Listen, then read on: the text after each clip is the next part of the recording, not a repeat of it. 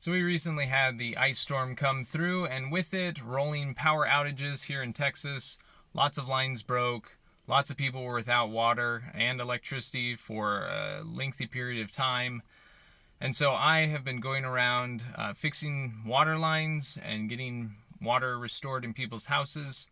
And in all of the plumbing repairs, you begin to see a pattern on what kind of pipes are resistant to freezing and which ones did not fare so well.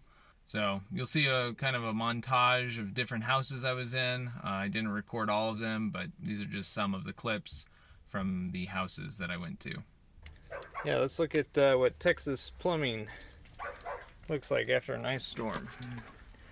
So this old PVC has been here for who knows how long, and it just kind of shattered into a million pieces. This is how it was laying when I found it.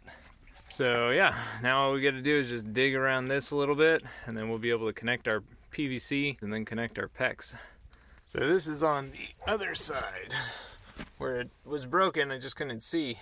Look at that. It blew the elbow clear off, and it's got this icicle that's just coming out. Yep. When water freezes, it gets aggressive. This is totally shattered. You can see underneath that break all the way to the joint.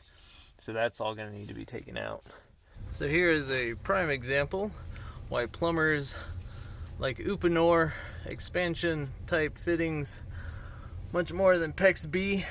If it was expansion, all I do is stick my tool up there, pump it up, slide my fitting on, I'm done. PEX B is just hard to get to in some spots. Frost-proof anti-siphon silcock out there. So that is up there in the belly board, so it's going to be nice and insulated. Plenty of insulation around it, should never have an issue. So here is another break in a pipe here in Texas. So just shot this fitting right off. So in order to get to this and fix it, I'm going to cut this handy dandy M12 pipe cutter.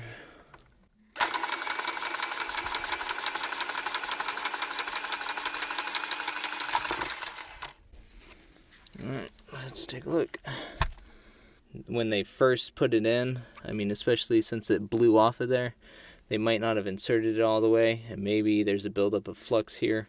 So the idea is I've got to heat this up because the solder bubble's down here, and I've got to remove that. Because that's why this fitting failed, is because it was only on about 3/16 to 1/4 of an inch. It wasn't on completely.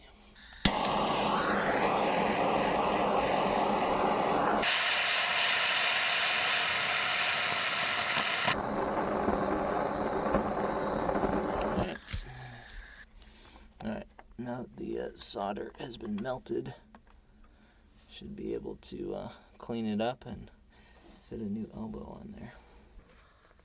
Alright, so we're all put together, we're all fluxed. I've made sure that I'm pushing this pipe on correctly. I see now why it didn't get shoved on the correct amount the first time.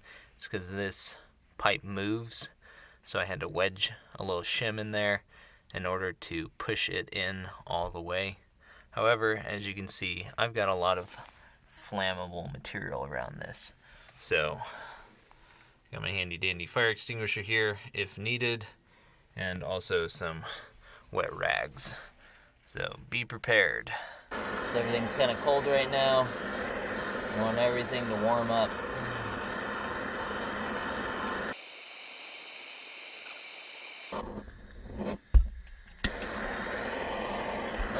Got some flames back behind here. That's what I was worried about. Like I said, we don't want to start a fire here.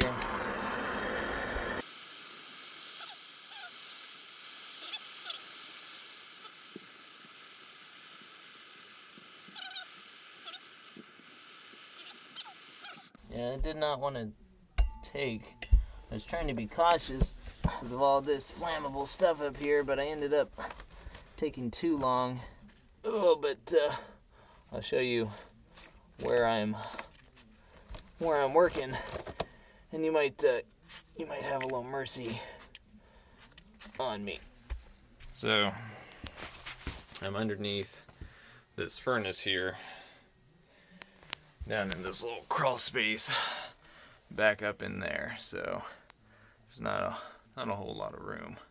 That is a wrap up for this fix right here. On to the next Texas frozen blowout.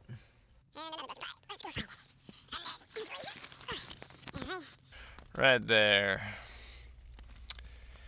Yep, old copper pipe, couldn't take it.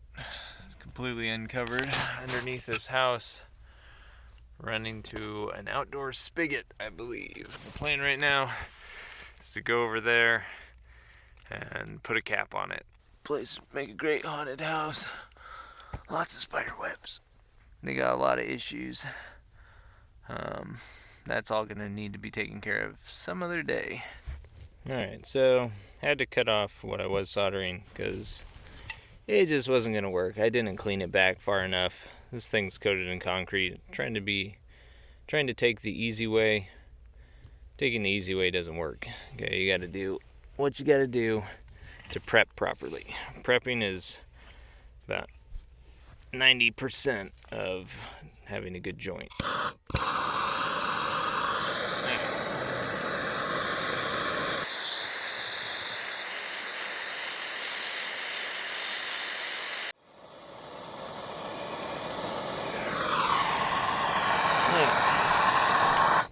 Much better.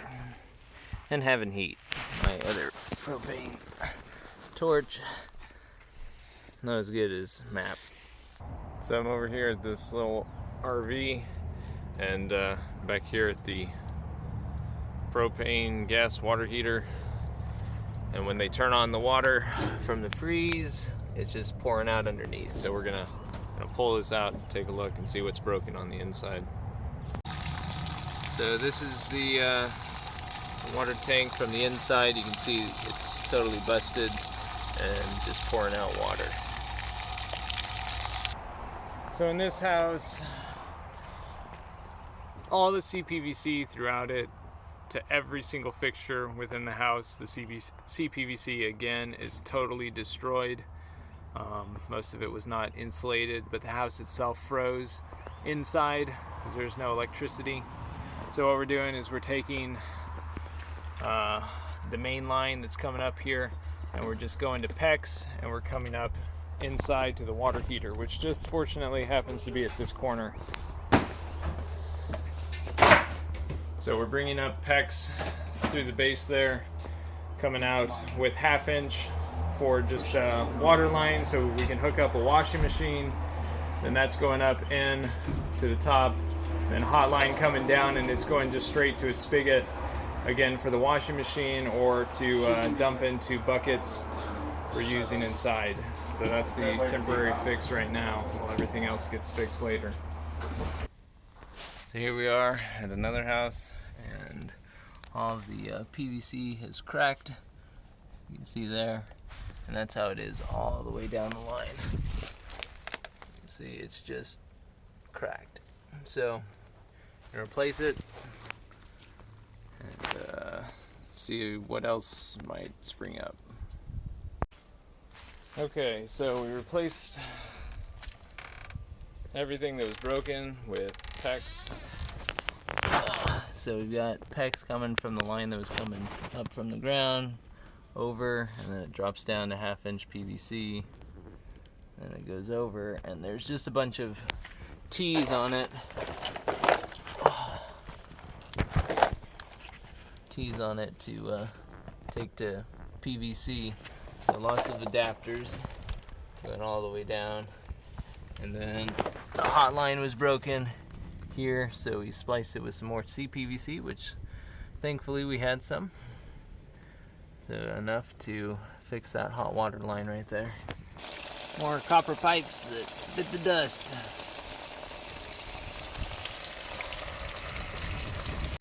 So here we are at another house, and we cut out all the copper that was bad, just right here, and we're gonna take this cold line up to the toilet and then cap it off over here and cap it off right there. And right now that noise inside is pumping out the water heater so we can get to it and fix the copper pipe that's broken. Caps on and a PEX transition there. You know, it's hard to work in a spot where you can barely fit your arm.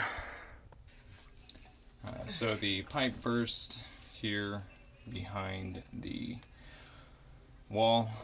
It was a shutoff valve that went bad and broke inside and was spraying the wall, so putting caps on the galvanized pipe.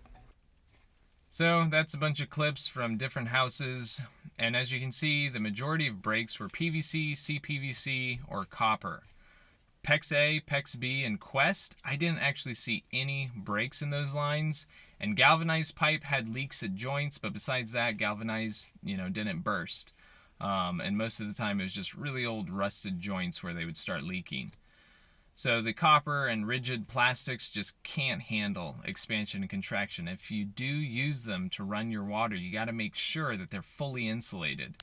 Even pipes that were in an insulative jacket, if they had any gap in them, still burst. So a lot of people just throw insulation on and think that's good enough. You got to tape it or glue it so that it's totally sealed so that air cannot penetrate it. The poly lines like Quest, which are now banned, and PEX A and PEX B did really well. Even the ones that were in direct, that I was certain they had to have a leak in them because they were in direct air current underneath homes, even abandoned places, they did not have any leaks. Nothing at the joints, nothing in the pipe. They actually survived very well.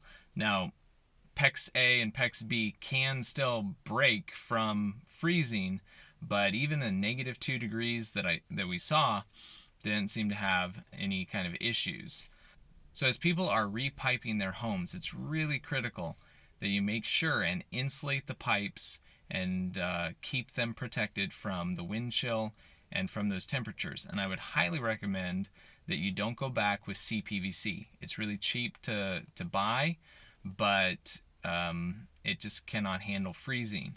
And so if you're going to have it in an uninsulated space, PEX, either A or B, is much, much better. And I would actually recommend PEX B even more because PEX B can handle even higher pressures than PEX A can. So just make sure that when you are repiping that you're not running 1/2-inch PEX to everything because you had 1/2-inch copper there before. 1/2-inch PEX and 1/2-inch copper are totally different. The internal diameter of 1/2-inch copper is about the same as 3/4-inch PEX. So make sure that you are running 3/4-inch PEX for all your main lines at least, and then you can stub down to 1/2-inch going to individual fixtures. So hopefully here in Texas, we get wiser about insulating our pipes and we won't just take the easy road and just throw it down and say, hey, it's good enough and move on. And next time we won't have this many breaks causing such a problem here. Alright, well, I will see you in the next video.